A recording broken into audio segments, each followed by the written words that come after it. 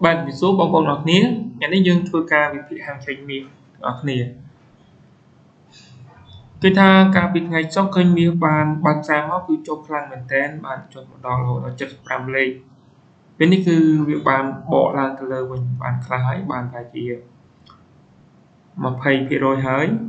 chẳng tự ai biết ai bắt to ca lang từ lời thì tụi tiền chẳng đâm bay rô đâm bòn tinh được lụa như cục resistance máu nhưng cục tên là vì resistance màu resistance chẳng đâm bòn này dương từ rô trăm châu xá cứ nơi ở đâm bòn resistance này chẳng mình tha thay nó đưa co thay ai mình sẽ ba resistance nó như ai tụi ca xe ba này chẳng bờ bông ôn lên dịch xa support resistance នេះគឺជា resistance ធំមកវាមក swing មកវាបាទ resistance ធំវាបានដល់0នេះអញ្ចឹងចន្លោះពីនេះមកគឺមក swing នេះជិត87លេខ87លេខអញ្ចឹងចំពោះការឡើងវិញគឺឡើងបានតិចតួចចំពោះការឡើងគឺឡើងអត់ដាច់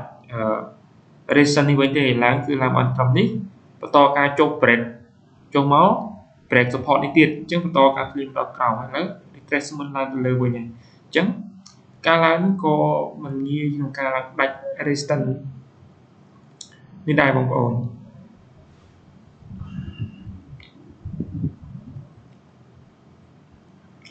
អញ្ចឹងតំបន់ក្នុងការចូល sell តំបន់ក្នុងការចូល sell គឺយើងអាចទី1គឺ sell តំបន់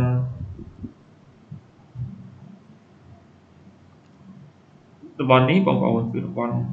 support ព្រោះវាឡើងមកវា break support វាឡើងទៅចូលក្នុងsupport នឹងវិញ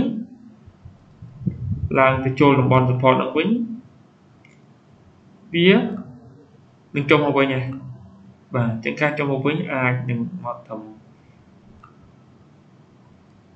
តំបន់ break នេះវិញអាចមកដល់តំបន់នេះវិញបើសិនជាវាពេលនេះអាចមកដល់តំបន់នេះវិញបាទវានឹងបន្តការឡើងទៅប៉ះ trend line នេះអញ្ចឹងអាចតំបន់ថ្ងៃស្អែកអាចតំបន់នេះបានយើង sell មកវិញបាទចឹងយើងរកឃើញតំបន់ sell បាទនៅតំបន់ចូលនឹង support ខាងនេះបាទអញ្ចឹងតំបន់ការ buy យើងអាច buy នៅ0បាទ0អស់ខាងនេះ buy បន្តទៅ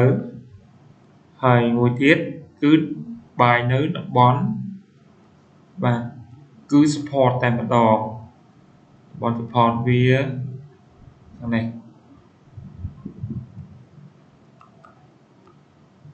បាទព្រឹកមិញវាមកចិត្តដល់មួយសាហើយ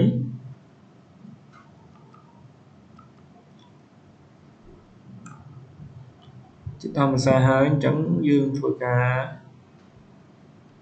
រងចាំក្នុងការចូលបាយបន្តទៀតគឺនៅ0នេះ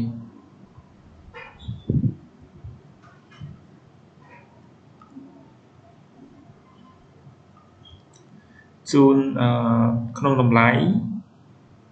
3240 មក 3245 តំបន់ហ្នឹងគឺយើងអាចចូលបាយបានហើយអូខេបងប្អូនហើយនេះជាគន្លឹះក្នុងការវិភាគផ្សារអញ្ចឹងតំបន់ដែលអាចចូលធ្វើការ sell បានគឺនៅ0ហ្នឹងបងប្អូនបាទ0នេះមួយហើយមួយទៀតគឺតំបន់ trend line នេះបើសិនជាវា break resistance បាទ break resistance មក trend line នេះយើងធ្វើការចូល sell មួយចង់ទៀតបាទចឹងតំបន់ sell យើងក្នុងថ្ងៃនេះគឺមាន2តំបន់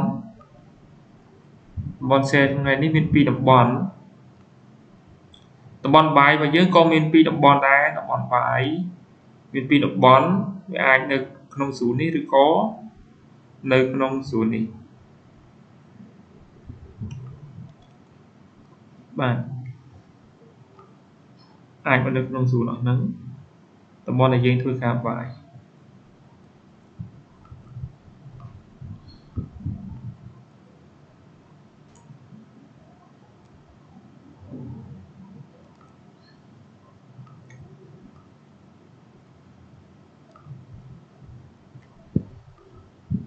បាទអញ្ចឹងនេះគឺជាតំបន់ដែលយើងត្រូវ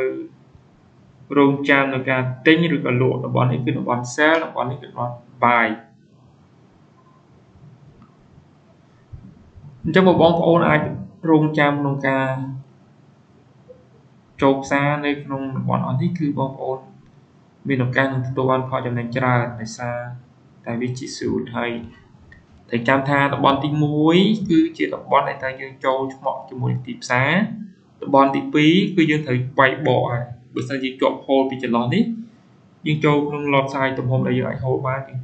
វាយបកទៅខាងក្រោមនេះវិញយើងអាចទទួលបានផលចំណេញហើយ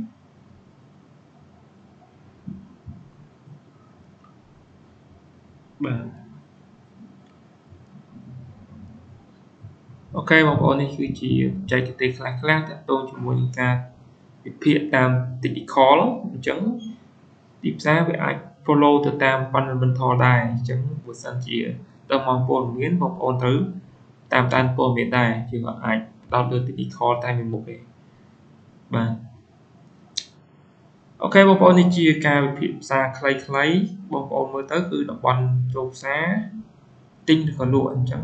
បងប្អូនអាចរងចាំនៅតំបន់ខាងអស់ចាំបងប្អូនចូលផ្សារទៅក៏បានឬក៏បងប្អូន pending sell limit buy limit ទុកក៏ល្អដែរអរគុណបងប្អូនអរគ្នា